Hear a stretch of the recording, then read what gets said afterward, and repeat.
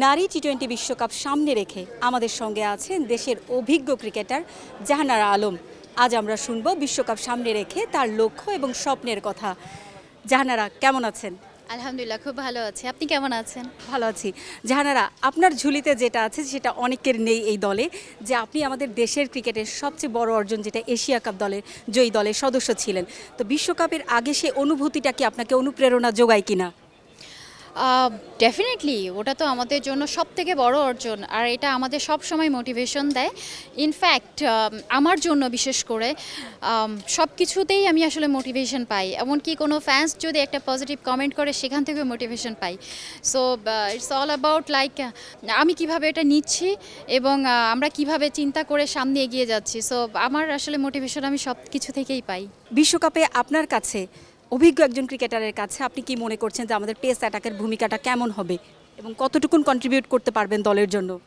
Well, আপনার এই journalist কলিগদের কাছ থেকে মাত্র জানলাম, এবং আমরা অনেকেই জানি যে শারজার উইকেট স্পিন সহায়ক। অনেকে বলছিলেন যে পেসের আসলে কেমন আমরা হেল্প পেতে পারি।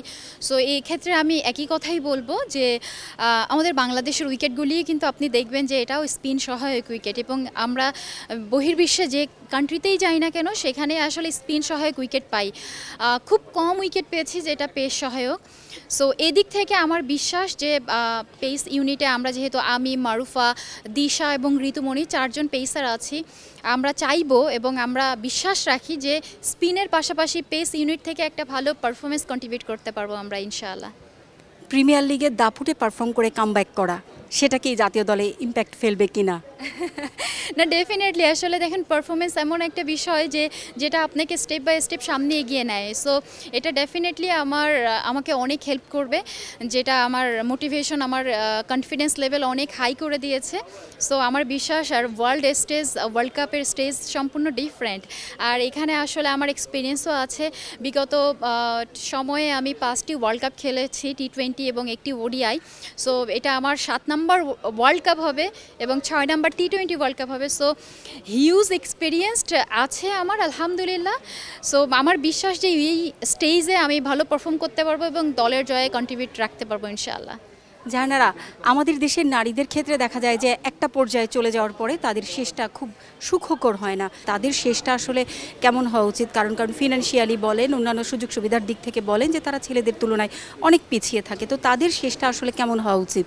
Well, step by step financially board থেকে আমরা অনেক সাপোর্ট পাচ্ছি, এবং বোর্ড আশাবাদী এবং চিন্তা করছে যে ইন ফিউচারে আমরা অনেক ফিনান্সিয়ালি আরও সাপোর্ট পাবো। সো সেদিক থেকে আসলে আমি মনে করি ইয়েস, যেহেতু আমরা ফিমেল এবং ফিমেল ক্রিকেটার, সো এদিক থেকে আমাদের আফটার ক্রিকেট ক্যারিয়ার কি করা হবে ভবিষ্যৎ অনিশ্চয়তার মধ্যে থাকে অনেক ক্ষেত্রে।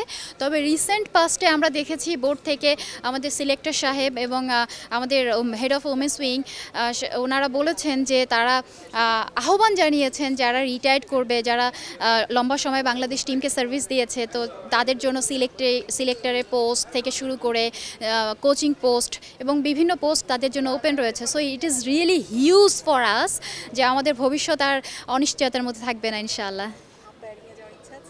ওয়েল, আমার মনে হয় যে I am very poor about umpiring. আমার একটু ইন্টারেস্ট কম। সো ইন ফিউচারে দেখা যাবে আফটার ক্রিকেট কি করা যায়। পারভিন আক্তার, সময় সংবাদ, মিরপুর শেরেবাংলা জাতীয় ক্রিকেট স্টেডিয়াম, ঢাকা।